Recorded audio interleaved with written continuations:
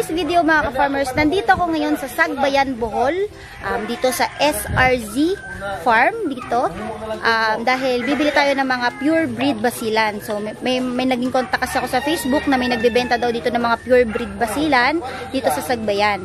So ang farm nila ay SRZ Farm. So dito mga ka-farmers, titingin tayo ng mga puro na breeds ng basilan. Medyo gusto ko kasi mag-alaga ng mga basilan kasi mga ka-farmers, maraming mga advantage na nakukuha dito sa manok na ito.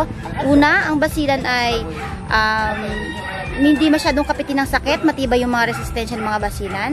Ang pangalawa, ang basilan mga ka-farmers ay hindi masyadong maselan sa patuka or sa pakain sa kanila, kahit mga organic feeds mga ka-farmers ay kinakain ng mga basilan.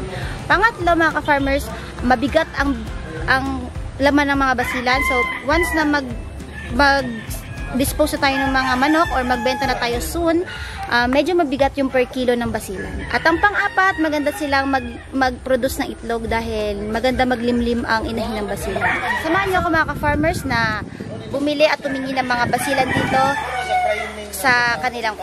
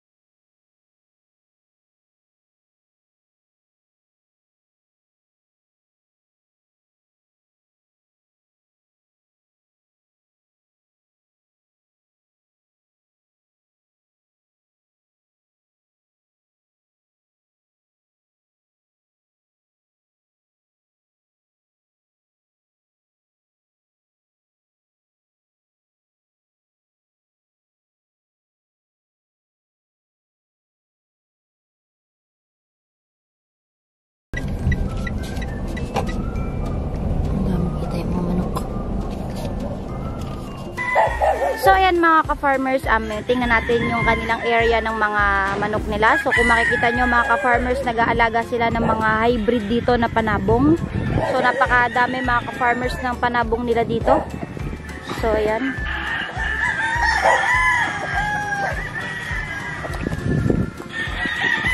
Ayan mga ka-farmers, ang isang example ng kanilang mga panabong. So napakaganda. Ayan. So, ito mga ka-farmers, napakadami nilang alaga. Meron pa dun sa may kabila. So, mga ka-farmers, kung hindi nyo nalalaman, ang Sagbayan is part na siya ng Carmen, Bohol. So, kung makikita nyo sa ating view, ito, may chocolate hills tayo dito na nakikita. Ayan. So, napakaganda ng view dito sa napuntahan kong farm ng manok. Maganda ng view ng chocolate hills. So, tara guys, libutin pa natin yung kanilang area dito.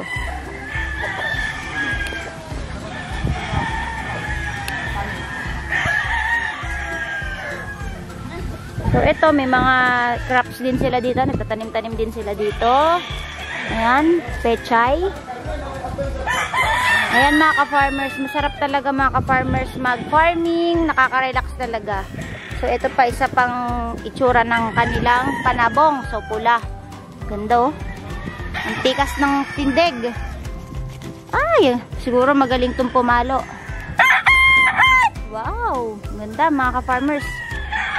Yan. Okay. So, ito yung yung kulungan nila ng mga panabong din. So, meron sila dito parang kulungan. Ayan, oh, nakakulong may mga nakakulong dito na panabong.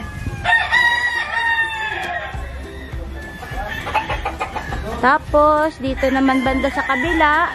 So, nandito yung kanilang mga inahin. So, ayan, ang dami doon. Mga inahin nila dito, mga inahin. Ayan. So, ito mga ka-farmers, oh. Ganda ng mga inahin nila dito. Basilan ata yung isa, yung black. Ganda. So, ito pa mga ka-farmers, oh. Dito pa si banda. Ayan, meron pa sila ditong area na ayan, mga panabong pa. Ayan. So, ang ganda ng view natin dito. Nakaka-relax ang view dito. So, yun mga ka-farmers, titingnan daw natin dito yung basilan na tandang. So, pinakita nila yung breed ng kanilang breeder na basilan. So, check natin kung maganda yung klase or maganda yung tindig ng basilan. So, mga ka-farmers, ito, Shamo yung breed nito. Malalaking manok. Baka gato na ka. Ito, mga ka-farmers, pakita ko sa inyo. So, yan, mga ka-farmers, Shamo. Yan. So, napakataas. Ang ganda ng kulay, mga ka-farmers. So, ang ganda ng pagkabalat niya, ng balahibo. So, ang tangkad niya. Okay, mga ka-farmers, andito, ang gaganda. Ito ako dito, farmers. So, ang ganda ng view. Yan. Tapos, meron pa dito. Yan yung Chocolate Hills. Meron pa dun sa kabila. Yan. So, ito mga ka-farmers, isa pa, ang tangkad rin ng manok, oh. Mga ka-farmers, oh. Baka manok ka! Ayan. Maganda rin yung manok dito nito. Iba-iba na yung klase nila ng mga manok dito, eh. Pero, parang, line by line naman yung kanilang, line by line naman yung kanilang mga lahi. Kunwari, dito sa line na to, Shamo. So, sa kabilang line, yun na yung mga panabong na mga manok. Ito mga ka-farmers, ito yung basilan na tandang. Pakita ko sa inyo. So, mainit. Medyo mainit lang dito ngayon. So, ito mga ka-farmers yung basilan. Ito, wait. Ay, matatapang daw kasi ito mga ka-farmers. Baka bigla manok ka. Ayan mga ka-farmers, yung basilan. Puro daw ito mga ka-farmers, puro na basilan ito na tandang.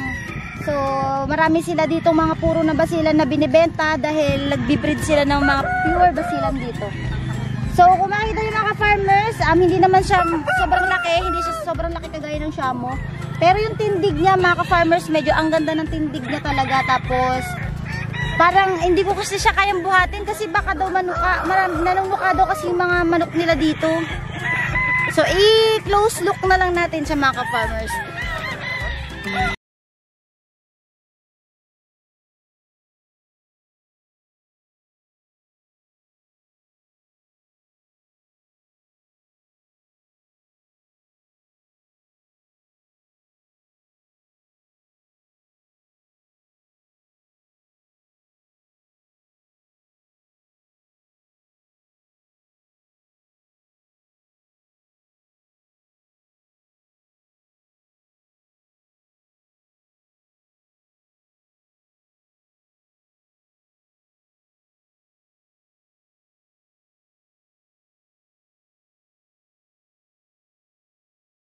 Mga ka-farmers, sobrang haba ng leeg.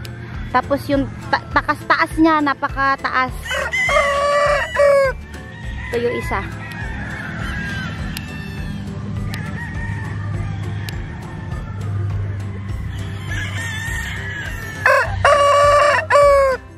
Yung paus pa yung boses.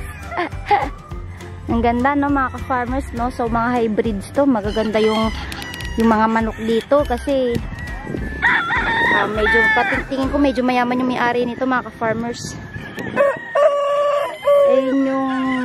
Yan yung owner nito. Ayaw magpakuha mga ka-farmers. Nahihiya ata.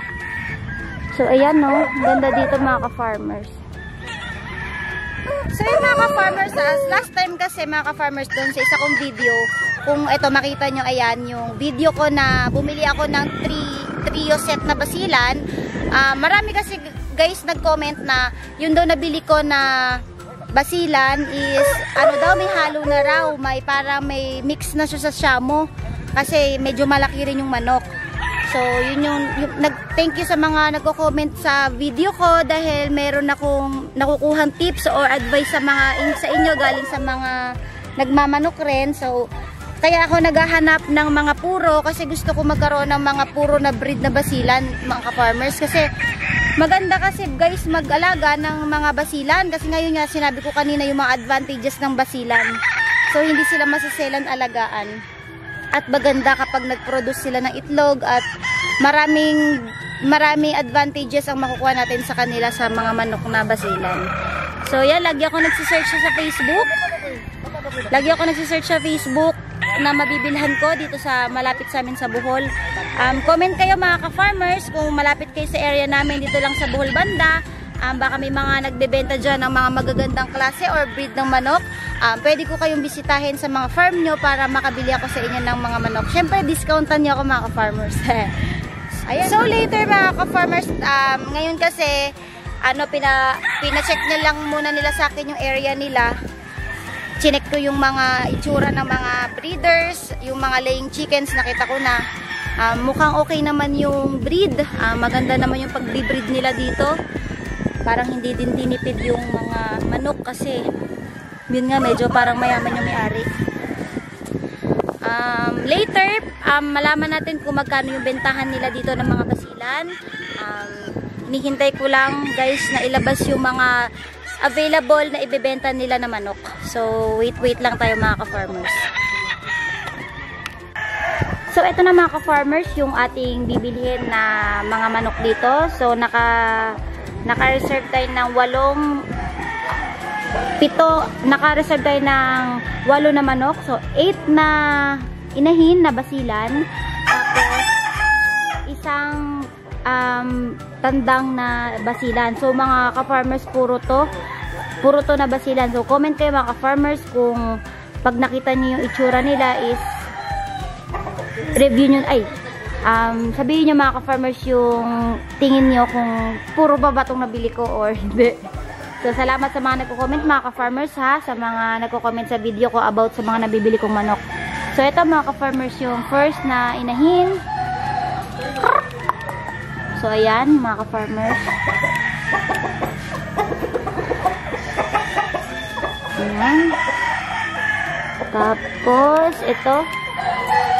Buksan na lang natin tong cage para makita natin siya. So, ito, mga ka-farmers, pangalawa. Ayan.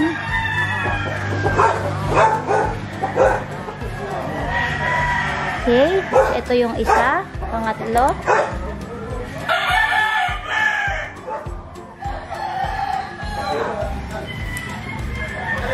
Ayan mga ka-farmers, oh. Parang iba nga ito sa nabili ko na basilan nung nakaraan. Tingin ko mayroon ngang mix yung last time na nabili ko na trio set ng basilan ko. Para may mga ka-farmers tayo na nag-comment na may mix daw yun ng shamu ata.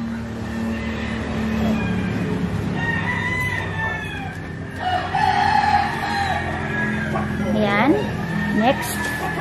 Ito. Wow, natingin sa camera tong isa. Ayan. Then, sa kabila, ito. Ayan.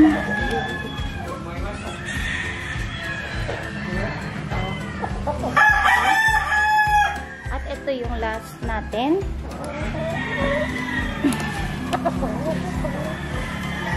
Ayan mga ka-farmers. Pero parang naglalagas yung balahibo, no? Pero okay naman lang daw yan. Kasi ito yung mga ka-farmers na nabili ko na isa pang breeder. So, tandang na basilan mga ka-farmers. Ayan. Yan yung tandang. Basilan to. So, kung makakomment kayo at pure na itong mga nabili ko na basilan, so makakapagparami tayo ng mga purong basilan kasi meron na tayong tandang na puro. Ilalagay natin sila sa isang cage na sila ang magkakasama. So, yan sila mga ka-farmers.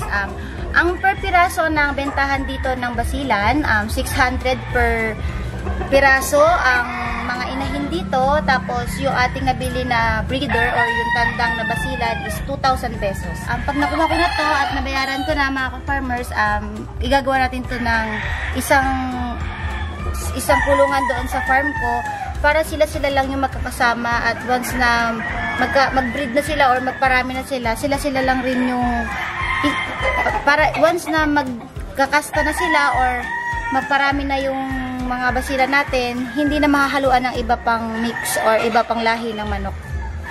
So yun mga ka-farmers, mga ka-farmers, 7 pieces na inahin, so worth 600 per piece. So ang 7 piraso nagkakahalaga ng 4,200 pesos. At ang ating breeder na tandang naman is 2,000 pesos. So na-discount na naman tayo dito. Ay overall na nabili natin dito sa Sagbayan ay 6,200 pesos.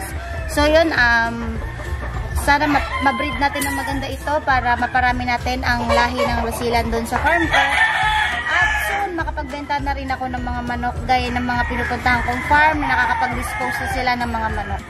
Ilalagay na sa sasakyan ko yung nabili kong manok. Ayan, 7 na inahin na basilan at isang breeder na tandang. So yan mga ka-farmers yung service ko. Ayan. Pakilagay na lang sa likod. So yan yung service ko mga ka-farmers. May video ko nyan sa pagbili ko ng Wigo G 2021. Paki-view na rin mga ka-farmers. Ayan. So ito mga ka-farmers, ready na dalhin sa aking munting farm. So abangan nyo yung pag-aalaga natin sa ating mga nabiling basilan. Yan mga ka-farmers, pauwi na ako. Thank you for watching this video mga ka-farmers. Please like and subscribe.